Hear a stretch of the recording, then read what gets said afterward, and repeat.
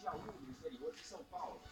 O Exército faz operação para resgatar garotos local no meio da selva amazônica. Nos Estados Unidos, policial branco é afastado após estudante negra. Mãe de Neymar é indiciada na Espanha em processo por fraude na venda do jogador. Leco confirma favoritismo e é eleito o novo presidente de São Paulo.